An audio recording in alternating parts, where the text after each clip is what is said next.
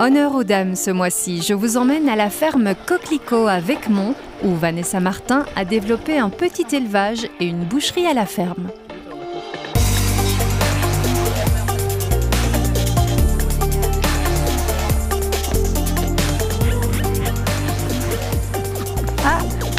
Bonjour Vanessa. Bonjour Christelle. Bon, ça a été pour trouver? Oui, très bien. Il fait magnifique. Hein. Oui, on a de la chance. Oui, là c'est. Et alors le petit bâtiment là, il est aussi très très beau. Oui. C'est quoi? Un fourni. Ah ouais. Oui, il date du 17e. Wow. Donc début 1600. Et vous êtes en train de le rénover là, non? Oui, c'est ça. Je suis partie d'un échange avec des groupes scouts allemands. Ouais. Et donc ils viennent à la Pentecôte. Ils sont déjà venus l'année dernière et on remet ça pour essayer de finir le plancher intérieur et la rénovation extérieure, une partie en tout cas. Du boulot. Oui. Parce que vous êtes toute seule en fait ici à tenir cette ferme, ça fait longtemps? Depuis fin 2013, mais vraiment à titre principal depuis fin de l'année passée. Je travaille encore un peu à l'extérieur. Comme quoi alors? Enseignante. D'accord. Oui. Dans l'agronomie ou quelque chose comme ça? Oui, en maraîchage. Ah d'accord, ok. Ouais. Donc ça reste quand même un peu... Oui, tout à fait. Et ici, vous faites aussi du maraîchage?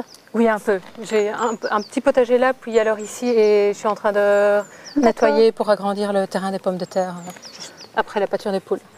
C'est une petite ferme, hein. Ça fait quoi sur... Je suis sur 3 hectares. Ouais. Et donc, l'objectif est d'arriver à 10 pour être en autonomie complète. D'accord. Donc là, je stagne un peu au niveau évolution parce que je suis limitée avec le terrain.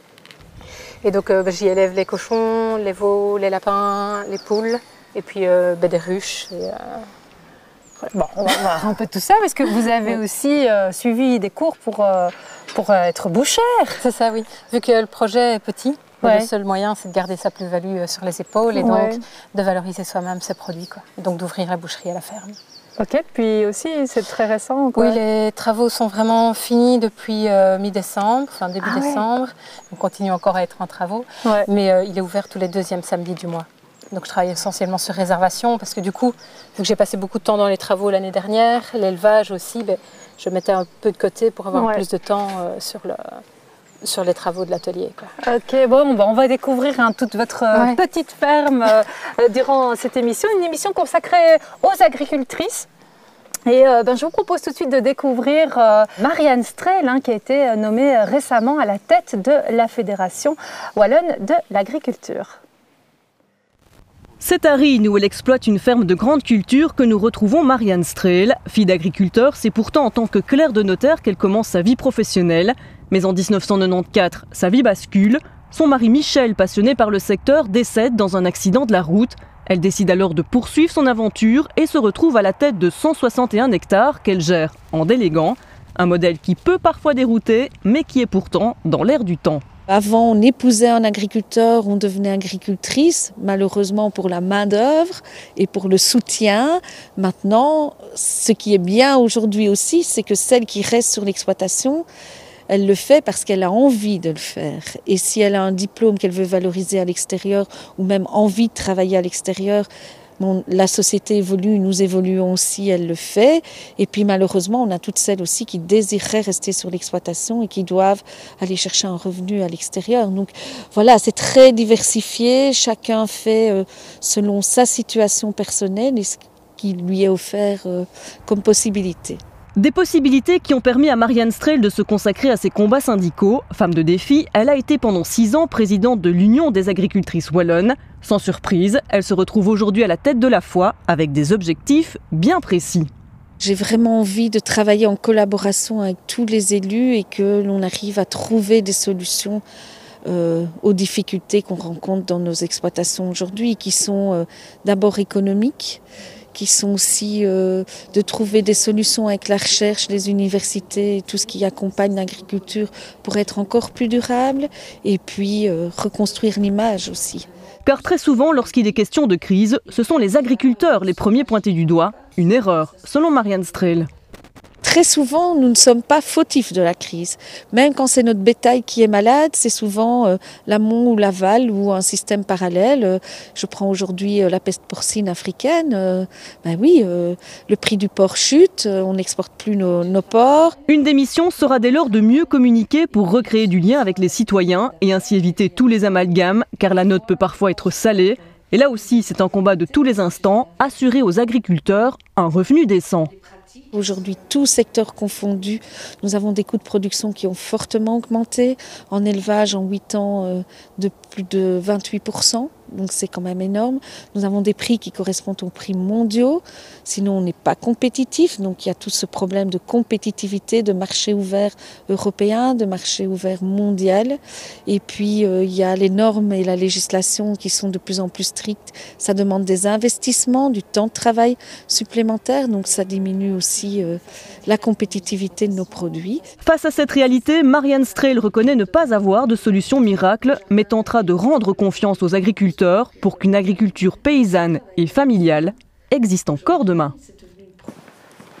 Bon, et là, on va aller voir alors les veaux, je vois. Oui, les plus jeunes. Les plus jeunes et puis alors les chèvres naines qui servent de désherbage. D'accord. Elles sont marrantes. Oui, c'est Bobette, sa fille, et puis alors un petit bouc là derrière. Et ici, c'est les... Donc c'est les plus jeunes, je les élève jusqu'à... Ils viennent de la ferme de mes parents, au village voisin, qui sont en bio, croisés, donc Holstein croisé brun suisse. Des laitières alors? Oui. Et un peu de normand. Et donc je les reprends quand ils ont 15 jours et ils reçoivent du lait pendant 3 mois, matin, soir. Donc ceux-ci ont encore du lait matin, soir, c'est pour ça qu'ils sont séparés. Et ceux-ci n'ont plus que le matin jusqu'au 5e mois plus ou moins. Ok. Et puis après c'est simplement que de l'eau. Okay. Et donc là-bas, il y en a encore un qui lui approche de ses 8 mois. Donc il a 7 mois, enfin 6 mois et demi, presque 7. Donc ces veaux-là sont destinés à l'engraissement? Oui. En fait, on peut engraisser n'importe quelle race. Moi, je pensais oui, c'est juste que le rendement est différent. Ah oui. Et le goût, un peu moins de viande. Oui, par rapport à l'ossature. Ouais. Ici, on va avoir 50% abonnement, de déchets. Ouais. Par rapport au poids carcasse. Alors qu'une autre, un blanc-bleu, on va être plus à 60% de rendement positif. Quoi. Ouais. Mais quel est l'avantage alors pour vous de faire ça?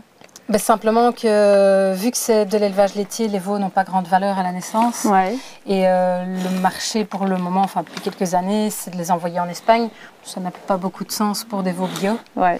Mais bon, je ne les reprends pas tous non plus. Hein, le but est d'arriver à une quinzaine par an de veaux engraissés. Oui.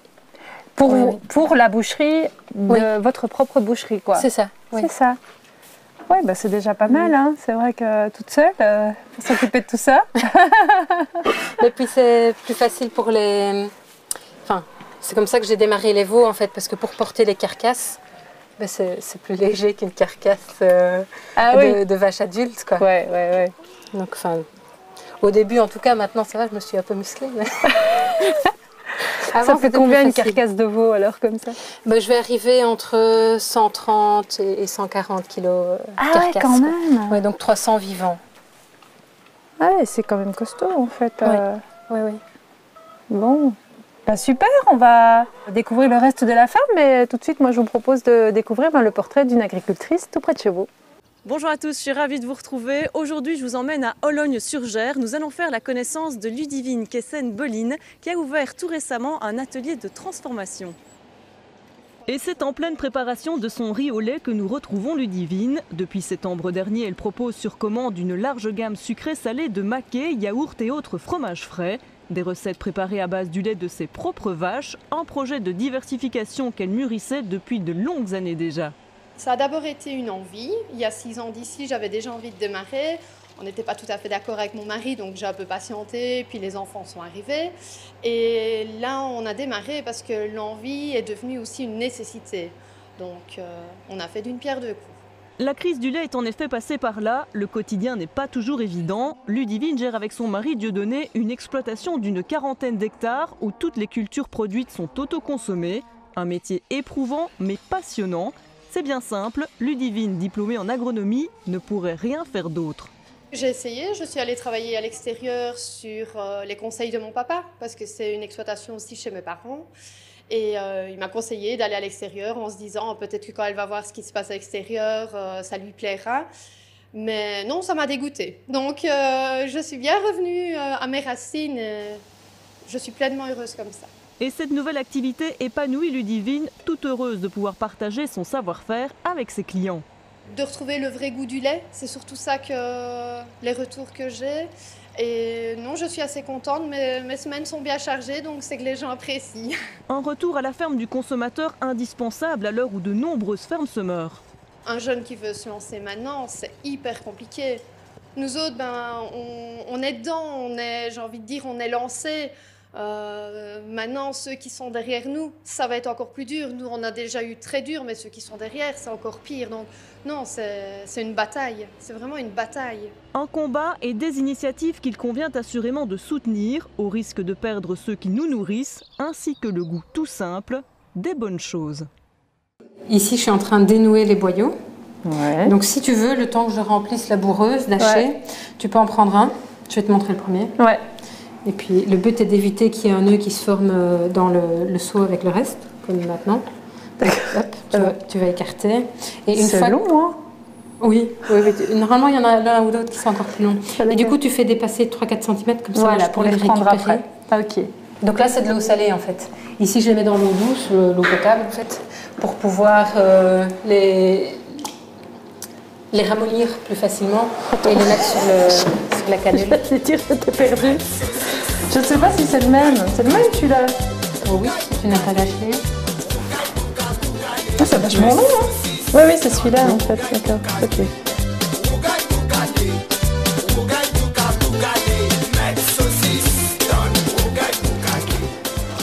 Ici, je vends que pour moi le samedi. Les autres semaines, le deuxième samedi du mois, les autres semaines, je fais des découpes pour d'autres. D'accord. Et donc ici, c'est le cas, c'est un agriculteur ici, un jeune couple du côté de Beaurain qui se lance aussi dans la fabrication de colis et qui du coup ont besoin de quelqu'un qui a la formation pour valoriser leur viande en colis. Saucisse cochon, saucisse poulet, saucisse fumée, saucisse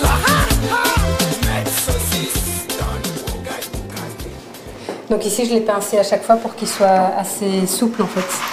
Parce que si que tu puisses encore découper tes saucisses. Oui, c'est ça. Et donc là, simplement pour les faire, on a notre mesure ici. On pince des deux côtés et on fait tourner. Tu veux essayer? Ouais. Et alors? Oui, c'est assez. Comme ça, non? Oui, mais tu fais tourner qu'une sur deux. On y va! Pas trop peut-être. Là, c'est bien. Quand c'est des saucisses fraîches comme ça, tu fais faire 4 tours, c'est suffisant. Quand c'est pour faire des saucisses sèches, là, on va beaucoup plus loin. Ah oui.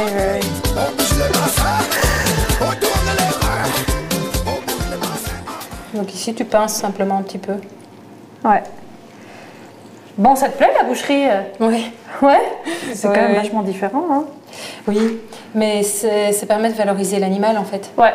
Donc tu te dis, je me souviens de mon examen de boucherie justement où je devais valoriser un poulet mais qui n'était pas un des miens.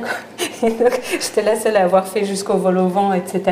pour pouvoir vraiment lui donner, vu qu'il n'avait pas eu forcément une vie la valeur optimale, de la valeur. Ouais. Wow, là, tu peux ça s'emballe. Oui, tu peux freiner en fait en tenant un peu le boyau. Ah oui. J'ai peur que ça explose en fait. Cool. Voilà. Bien. Bah écoute, je pense qu'on va pouvoir passer à la séquence d'Antoine et Pablo, là. Ça vous dit? Ils sont allés voir une culture de chicon. Ça te dit? Chicon aussi, ça t'a? Allez, chicon 31.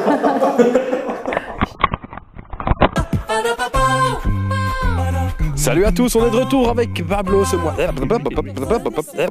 Ça va aller. Salut à tous, on est de retour avec... Bienvenue dans notre séquence Comment ça marche. On se trouve à Orpe-le-Grand dans la belle campagne brabançonne pour vous parler d'un autre produit, un produit de chez nous, un produit de saison, le chicon. C'est parti. Alors Pablo, attention au chien. Chien méchant. Non, il n'a pas ni méchant, il est ennemi. Attention, tu vois chien, tu penses méchant toi, c'est ça hein? Ah, il y a des chicons ici, mais il nous manque Joël. Ah, voilà Joël. Voilà, Joël Lambert qui produit du chicon. Depuis quand? Depuis 20 ans. Vous y connaissiez bien alors? On fait ce qu'on peut. Vous allez nous montrer tout ça? Oui. On commence par quoi? On pourrait peut-être commencer d'abord... Par le début. Par le début. En fait, voilà ici un palox avec des racines de chicon. Donc vous avez une racine qui pousse avec son feuillage. Alors, au moment de l'arrachage, on effeuille la tête du chicon, on laisse plus ou moins 3-4 cm de feuilles sur le collet. La racine est récoltée, mise en palox que vous voyez ici, et ça va en frigo. Et alors, au fur et à mesure, l'hiver, on va chercher les palox dans le frigo et on commence à refaire une plantation avec la racine, c'est-à-dire à ce moment-là, on passe de ce côté-ci. Étape suivante. Et là, les racines sont plantées dans la terre. Il n'y a pas beaucoup. Non, il y a 3 à 4 cm de terre dans le fond. Ici, vous avez 3 types de cultures en chicon. Vous avez le chicon hydroponique, donc c'est un chicon qui est fait dans de l'eau. Chicon de masse bon marché, pas très goûteux, avec beaucoup d'eau quand il est dans la casserole. Vous achetez 1 kilo, il vous en reste 400 grammes. Vous avez le chicon de terre, qui est ce chicon-ci, où on plante la racine dans la terre, dans la tourbe. Et à ce moment-là, le chicon pousse dans la chante, mais dans l'obscurité. Il faut savoir que le chicon n'aime pas du tout la lumière. Il n'aimera pas nos lampes. Pas du tout. Donc le chicon pousse vraiment, il faut du noir, quoi. Et alors vous avez la troisième sorte de chicon, c'est le chicon pleine terre. Alors on fait une tranchée dans le sol, on y plante les racines et on recouvre le tout de 20 cm de terre, 15 à 20 cm de terre. Et à ce moment-là, le chicon pousse vraiment dans la terre. Donc, pour résumer, ce qui est là, 6 semaines plus tard, ça va devenir ce qui est derrière nous. Ce qui est derrière nous. Et ça, c'est des beaux chicons. Alors, là... Belle couleur, hein? La couleur, oui, c'est bien jaune. Donc, regardez mon chicon comme il est bien ferme. Vous voyez? Première fois qu'on me dit ça. Oui, mais j'aime le redire parce que je l'ai dit une fois et tout le monde l'a remarqué, donc je le répète. Vous êtes en bio, donc c'est ça? Ici, c'est une production bio, bien sûr, oui. Chez nous, c'est en bio. Et vous vendez en direct? Et on vend en direct. Super. Il ne reste plus qu'à goûter, non? Oui, on peut goûter? Vous pouvez goûter. Allez. Je vais goûter le chicon bien ferme de Joël. C'est une variété qui n'est pas très amère et donc je vais dire pour les enfants, en salade comme en cuisson, ils le mangent. Très bon. Merci Joël. Voilà. Et à bientôt pour un autre Comment ça marche.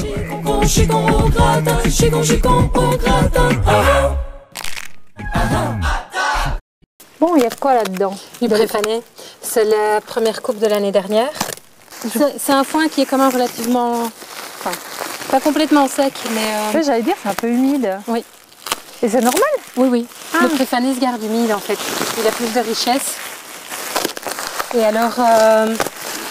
vu que moi, j'ai pas spécialement d'état pour le moment, vu que toute la finance, elle est dans l'atelier et tout ça. Ouais. Et donc, ça me permettait de les conserver sans avoir trop de problèmes. On doit tout enlever? Oui. Okay.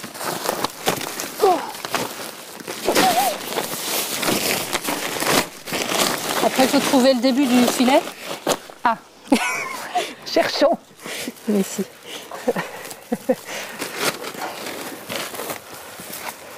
Bon alors ça y est, on va le donner à qui alors Au veau. Ah d'accord. Oui. Et alors, les trouilles aiment bien aussi. Il lui en faut beaucoup. Mais vu qu'ils sont à l'engraissement et que lui il va à l'abattoir dans un mois, je lui mets à volonté. Bon, je suis. Allez, mon beau. Il a un peu moins de 7 mois. C'est grand hein, quand même. Ouais. C'est haut sur pattes en fait. Oui. Mais c'est surtout que, je veux dire, si c'est une race viandeuse, les cuisses et les épaules vont être plus développées et donc on a l'impression qu'il est un peu plus court. Mais au niveau hauteur, ça va être quasiment, c'est très très proche. Bon, ça c'est pour les cochons alors? Oui. Allez-y. Bon alors, je mets ça n'importe où? Oui, au mieux. Allez-y. Amusez-vous pas. Boum. Ah, ils aiment bien hein? Ouais. Ouais, c'est cool. C'est de l'herbe, hein? Mais oui. Ouais. On peut leur rendre de la paille si Allez, tu veux. On va faire ça.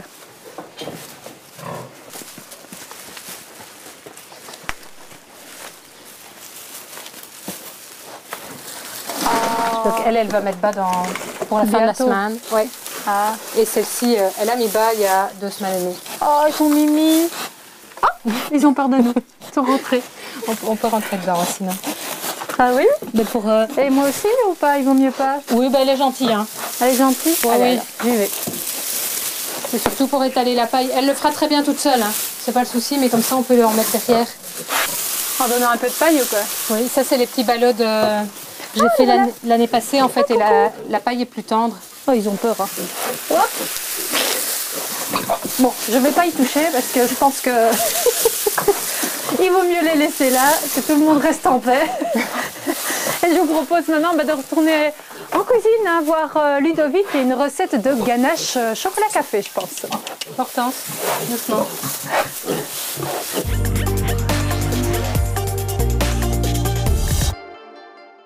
Bonjour à tous et bienvenue dans cette nouvelle séquence de Mange en Wallon. Aujourd'hui on fait un dessert, une fois n'est pas coutume, mais on va faire un vrai dessert, donc plutôt une ganache au chocolat et au café. Donc préalablement on a fait chauffer en fait 360 g de lait avec 60 g de grains de café kényan. On l'a fait chauffer et on l'a laissé infuser pendant 5 minutes. Donc infuser, c'est on fait chauffer, on met le café, on coupe le feu et on laisse tremper comme ça pendant 5 minutes. J'y ajoute en fait ma gélatine, j'ai 12 g de gélatine. C'est ce qui va nous permettre en fait de texturer la mousse au chocolat tout simplement. Et ici en fait c'est une ganache au chocolat parce qu'il n'y aura pas d'œufs en fait, et la manière de faire est en fait qu'on va émulsifier le chocolat tout en le versant. Donc on va le verser ce petit jus en fait, donc cette infusion de lait et café, on va le verser en deux fois. Une première fois pour apporter en fait côté un peu plus souple au chocolat, donc que j'ai également fait légèrement chauffer au bain-marie. Donc vous voyez, qu'en mélangeant, on va avoir quelque chose qui va commencer tout doucement à se lier. Et donc là, on va créer une émulsion.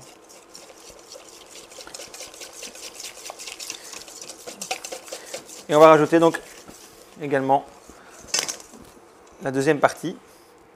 Et là, on va changer d'outil. On va faire ça avec un mixeur. Le mixeur a la faculté d'être un peu plus fort que moi et de tourner beaucoup plus vite surtout.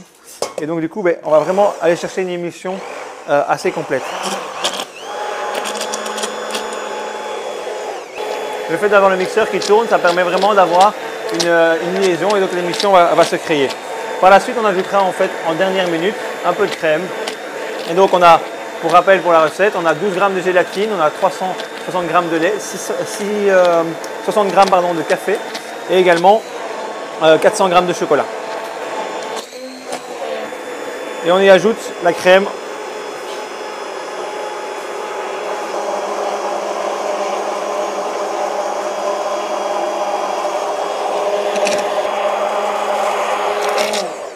Et voilà, on mixe comme ça pendant environ 1 minute 30 à 2 minutes afin d'avoir une texture onctueuse et que la ganache va vraiment lier. La ganache c'est assez particulier comme texture. En la mettant 6 heures au frigo, on va avoir la gélatine qui va prendre. Et on pourrait utiliser ces ganaches pour farcir un éclair, un chou, pour mettre sur un gâteau ou juste le manger comme ça à la cuillère. C'est fantastique et le goût du café vient vraiment souligner le chocolat. Donc voilà, on se retrouve bientôt pour une nouvelle séquence de Mange en Wallon. À bientôt. Bon, alors là, 2 brebis et un mâle. 2 brebis et un mâle. Oui. Pas plus de moutons en fait? Non, c'est juste... Une tondeuse aussi?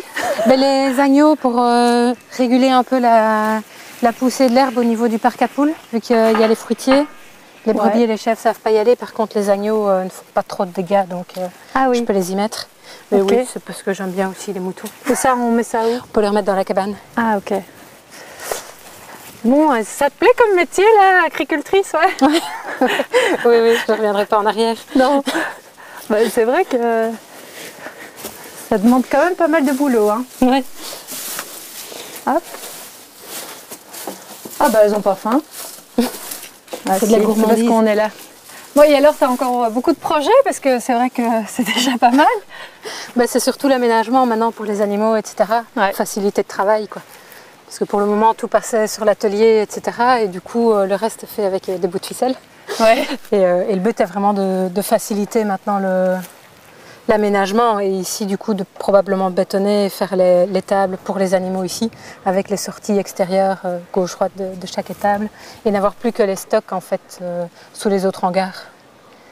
Et le projet de ferme pédagogique Alors, ça va se mettre en parallèle parce que pour le moment, j'occupe le côté pédagogique avec les animaux. Du coup, je suis limitée.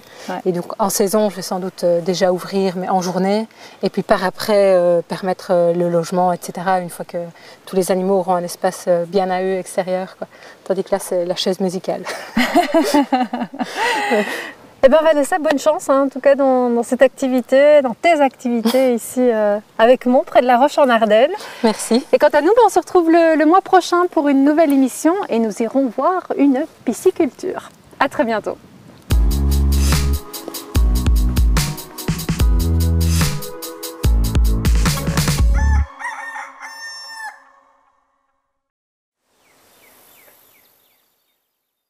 À l'agenda ce mois-ci, le salon Orecatel pour les professionnels se déroule jusqu'au 13 mars au WEX à Marchand-Famenne. Le week-end des 16 et 17 mars a lieu la 4e foire de l'agriculture, du bio et du terroir à l'espace Magnum à Colfontaine. Les 30 et 31 mars, le salon C'est bon, c'est Wallon prendra ses quartiers au parc à Mitraille à Cours-Saint-Étienne avec la présence de 100 producteurs de Wallonie. À très bientôt!